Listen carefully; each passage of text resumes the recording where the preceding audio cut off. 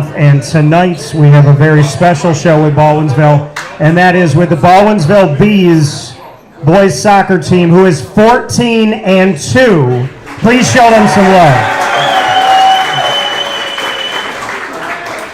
So we are, of course, live for you on YouTube.com and Facebook.com, both /WakeUpCallDT, and that is worldwide. And we have audio on wakeupcalldt.podbean.com. Obviously, we're here at Pizza Man Pub, 50 Oswego Street in Baldwinsville, New York, within walking distance of Baldwinsville High School. And I'm going to have the head coach coming up in just a little bit. I have all three captains here, and so I'm happy to have Tamer here as well as Jonah. So please give it up for Tamer and Jonah. Please show them some love to your captain. Tamer, how you doing? I'm doing pretty good. Doing all right? Yeah. So 14-2. What have you learned from this season so far? I mean, it wasn't easy. You know, we started off slow, 1-2, had a really bad game against FM, lost 5-2, but without that game, we wouldn't be where we are right now. And, you know, we just kept on pushing. We will all work hard in practice. You know, every player matters, and, you know, we just keep going from there. You said you started out 1-2. Yeah. So this team could have easily kind of got sunk down in that, right? Let the one loss beat you twice, two beat you three times. Why did this team have that 1-2 start and then was able to turn it on, and you haven't lost since? I mean, you know, it's kind of hard to, like, come in and, you know, with 1 week of practice, just go straight into games. And, you know, we have a lot of great coaches, and, you know, after we had those two bad losses, and, you know, we just kept pushing, and we have a lot of great players. Just everyone in the program is great, and three of the best coaches ever that, you know, just keep us pushing, and they all really care. You know, they go to the other team's games when we, the teams that we have to play, and, you know, it's just always getting better every day. Just making sure we fix up all the little things. I like that. All right, Jonah, how are you? I'm good. How are you? Good. We just heard Tamer talk about the fact of this coaching staff. He said all three coaches are great. They do all this work for you. They do all that prep in advance. What can you say about the coaching staff and why they're special to you?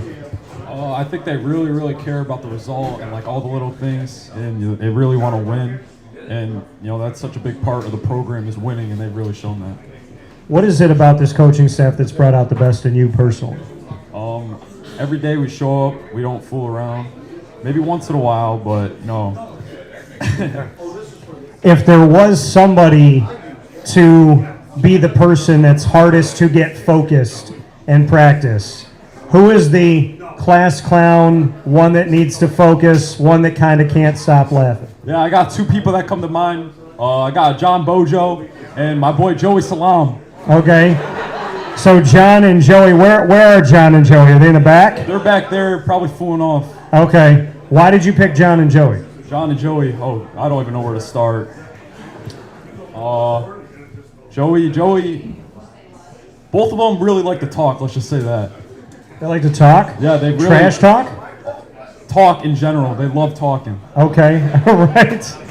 If there was a talk off, if it was like, let's see how many hours you can stay awake nonstop talking, who wins, Joey or John? Ooh, that's a tough one. I think Joey would win that because, you know, he would scare off John, I think. Think you would scare him off? I really do think so, yes. How? How does that happen? Joey is a dangerous dude. Joey's a dangerous dude. Yeah. All right, Tamer, I'm going to give the ball back, or give the mic back to you here. So if that's the kind of class clown side of things, who's Mr. Serious, Mr. Locked In, Mr. Nobody Can Get Him to Laugh? Honestly, I'd probably have to go with Enzo Falso. You know, he does not like all the funny and jokes. You know, he's always serious, mad. You know, you can't make him very happy. You said he's always mad. Yeah. Does that work in your favor? I'm guessing on game day, though. On game day, it can work in our favor, but, you know, it depends on his mood, you know. If he's like, you know, actually, I'm wrong. He can get a little happy sometimes, but it's just 90% of the time, you know, he's always angry, just ready to go. Okay, so you said he can be happy sometimes. Yeah. Who's the one on the team that can get through to him? Honestly, probably Jack Dutter, right there. Okay. Yeah. All right. Fair enough. That's his best friend. That's his best friend? Yeah. Okay. Who is most likely to get a card? Standing right here. Jonah? Yeah, Jonah. As soon as I asked that question, he leaned back in the chair, put his hands behind his head, and just started smiling. Jonah, do you agree? I don't try to. I just stand my ground, You stand your ground. Absolutely. Have you understood when you can kind of pick your spots of maybe saying something or challenging something and then walking away? I only do it for winning, and we're winning most of the time, so. Okay, I was going to say, because we're going into the postseason now. Mm-hmm. So we need you to lock in. Yeah, I'm always locked in. So you're ready to go. Absolutely. So from the first moment that you stepped on the field as a kid to right now, Jonah, what would you say is the best part of your game, that thing that you feel like you've really honed in on and that you feel like you do best? I like to think, I work pretty hard both ways. So just your hard work, your effort? Yeah, that's what I like to think. Where does that come from? Was it always been you, always just good at having that personal responsibility, or did that come from somebody else helping you? I think it comes from, being on a competitive team and playing with great players. So, to keep up, you got to work your ass off. Who pushes you the most on the team? On the team right now, I'd probably say this guy right here. All right. Why would you pick Tamer? Tamer, he's always pushing me. He's always pushing me and being rough with me at practice. He likes saying stuff sometimes during practice. Which, He likes saying stuff. Yeah, he likes. If I push him, he'll say something. So. Do you say something back? I'll let Tamer answer that one. All right, Tamer. Does he? If you're trash talking Jonah, does he give it back? Yeah. We both go at it. We have our moments. Okay. So yeah, I would think so. Who's a better trash talker between you two? I would like to say I am. Because I used to play basketball, and during basketball, that's all that was my favorite thing to do. Is to talk trash. Yeah. Okay. All right. So, is it like an all game thing for you? Is it in certain moments of the game? Don't lie. To start off the game, I wouldn't say so. We gotta get a lead first. We gotta, just start off the game well. But as the game goes on later, and we're feeling more comfortable, we're doing good as a team, then I can get going and run my mouth a little bit. So who besides you is the best trash talker on the team? I'd probably say Joey Salam. Joey got picked again. He gets in the game and instant just running his mouth all the time, and I love it, his energy. So. Okay, so you said you wait till you have a lead. Yeah. Does Joey wait? Joey does not wait. He doesn't wait. Nah. So he's in warm-ups just saying stuff. He's always ready. He's just always ready to talk. It's just like practice. He's always talking. He never stops talking. So. All right. Okay. So that could be a good thing in your favor, though, right? Yeah. Like Draymond Green, when people talk about Draymond, I said he's a junkyard dog, but if he's your junkyard dog, then that's a good thing. Yeah, that's exactly how you just said it perfectly. Okay. All right. So 14-2. We talked about how the season started. When a team starts winning, there's that focus factor, right? Because some teams kind of get an ego, they start feeling themselves. Other teams stay focused and understand it ain't over till the season's over. And every game you got to treat it like it's 0-0. So how does this team stay so focused, in your opinion? Honestly, it'd probably have to be the coaches, because they always make sure to let us know, even after, maybe we have a big win or we're going against, a not very good team. They say anything can happen and take every game seriously. And, it's just, we're never joking around over any team, and we're just always ready, So you give it back to the coaching staff. Yeah. If 3 words could describe the coaching staff for Baldwinsville Boys Soccer, what would you say? Where is the staff, by the way? Where are we at? They're all in the back waving. Okay, so we can't. They're sitting down. Yeah. So, what 3 words would you use? They're not right up in front of your face. So, feel free to say what you need to say because you can probably run and get out of the building. I would say caring. Caring. Focused. Focus. All right. And It's a hard one. Prepared. Prepared. Yeah. Okay, that echoes what you said before. Jonah, for you, what would you say has helped this team to stay locked in and to understand that 14-2 is great, but you're not done yet? Yeah, I think it's really the reason we've stayed so locked in is, we know what we can achieve this year. We can go out and we can win it all. We won it the sectional, the past 2 years, lost out on regionals last year. And, we want to go past that, go to states, and keep on moving forward. What is it about this year's team makeup that makes you believe you can take that extra step? We have a lot of game changers in the team, like Jack Dutter, Will, Holcomb, Dylan. They can always come out with a goal when we need it. And, that makes a big difference in the big games. Why do you love soccer? Why was it soccer for you? I've always been playing it my whole life. And, yeah. You remember your first moment? My first moment. Yeah, I remember just playing rec. I played rec with a lot of these guys when I was young in Bisa. So, what memory do you have of going up against one of these guys?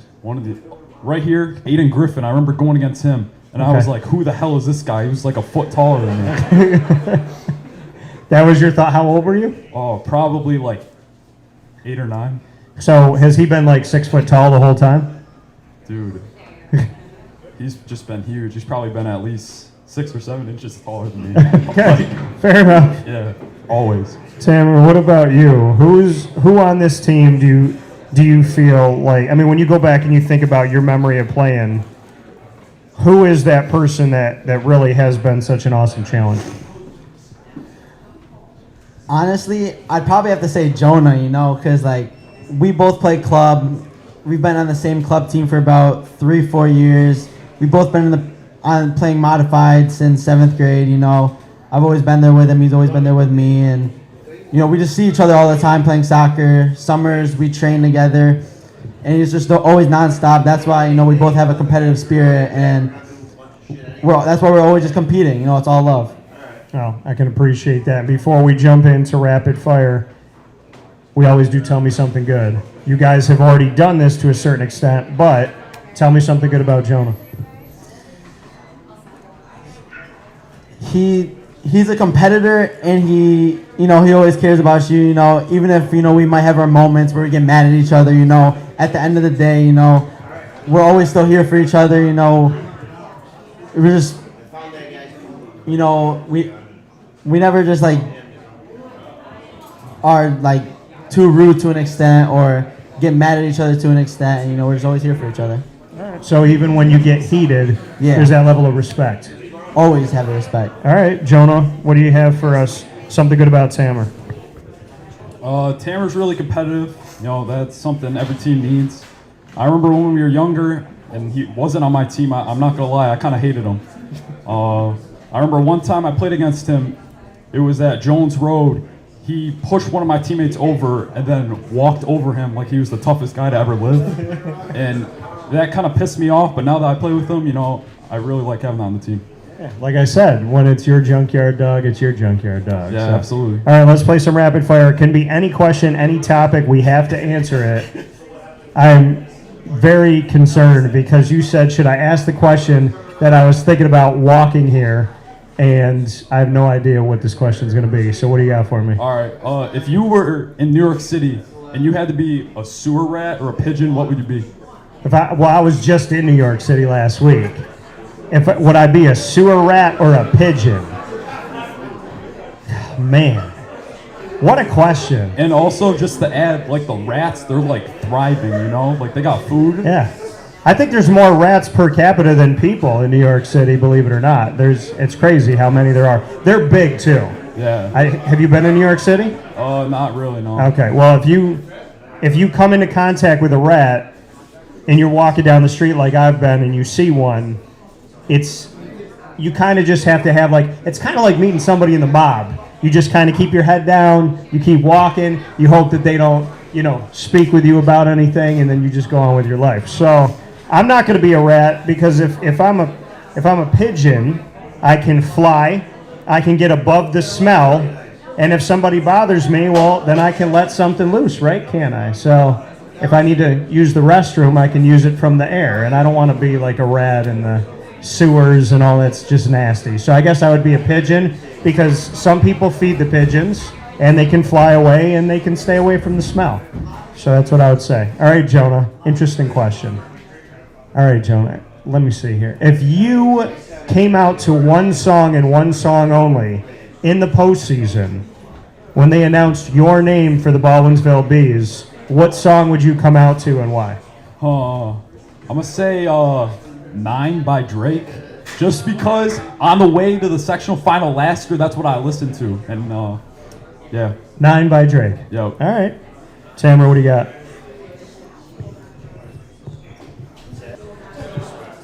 I think I'd go with, honestly, any song by Drake. You know, Drake is what I listen to pregame, and you know, it's just, his music is just great. You know, you can't go wrong with any song. Well, 100% of this stage appreciates Drake, so I'm with you on that one. So there's a lot of songs that I would say would speak to me in that respect. The first time I learned any lyrics by Drake was the song I'm Going In. Yeah. And then one of my favorite lines by him is from the song Headlines, because I am Italian and Hispanic, where he says, tuck my napkin in my shirt because I'm just mobbing like that. So I'd have to say that one. What's your question for me? What is the best interview you've ever had?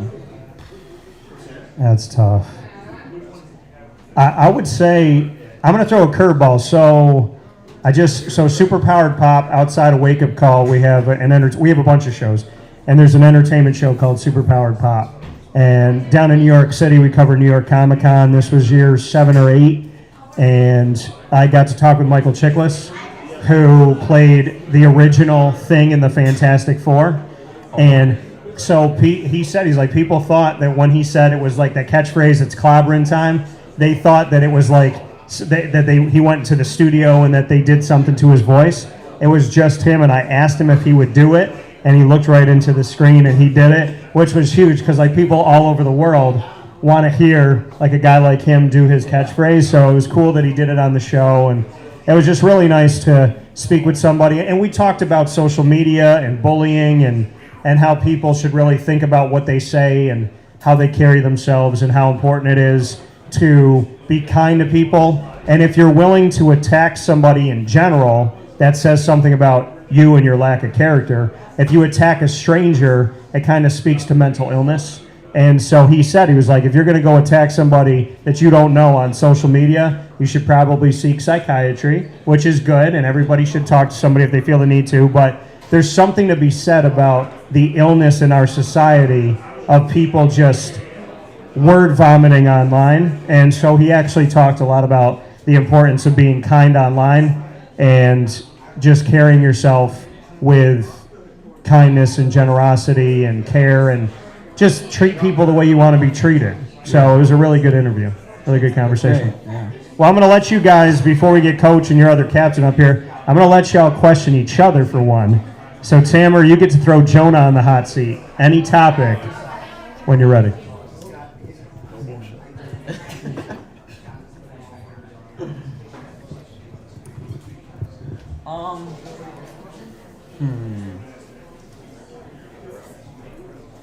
Who do you hate the most on the team? We just talked about kindness, and that's the question that comes in. All brotherly love, though. Okay. So who's the person that gets on your nerves, we'll say? Yeah, I'm not going to say hate. I'm just going to say maybe hate's too strong a word. Maybe dislike them a little bit. I don't think I really dislike anybody, but I do think, Jack Dutter, you could pass me the ball once in a while, maybe. That would be nice.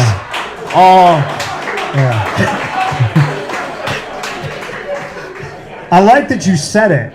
You said it out loud. Well, I mean, honestly, I'm going to take that back. He scored too many goals, so. Okay. Yeah. So you're happy that he's good at getting the ball into the net. Yeah. You would just like if maybe while he's moving down the field, if he just kind of thought of you a little more. Yeah, maybe like 1 in 10. 1 in 10. Yeah. Where's Jack at? Jack, can you stand up? Jack, you're in the corner. Jack, right here. So, Jack, will you, I can see you from here, will you pass the ball in the sectionals? Yes. I'm looking you eye to eye, and I don't believe you right now. I don't know, he said it with a smile. He went, yes. Do you believe him? Do you think he'll pass you the ball? Jack's a good guy, so yeah, I'm going to take his word for it. All right. He said 1 out of 10, Jack. So, all right, Jonah, what's your question for Tamer? Tamer, how many clones of you would it take to beat me in a fight? How many clones? So you think it's going to take more than him? Okay. 0 clones. All I need is myself. All right. Okay. All right. Why do you believe that? You know, I'm a dangerous kid, you know, Jonah's got to watch out. You're a dangerous kid. All right. So with that being said, for the captains, for Jonah and for Tamer here of the Baldwinsville Bees Boys Soccer Team, 14-2, heading to sectionals. We got one more piece of this special wake-up call with Dan Tortora here at Pizza Man. Show these gentlemen a round of applause. Give them some love here. Appreciate you. Thank you so much. Talk to you soon.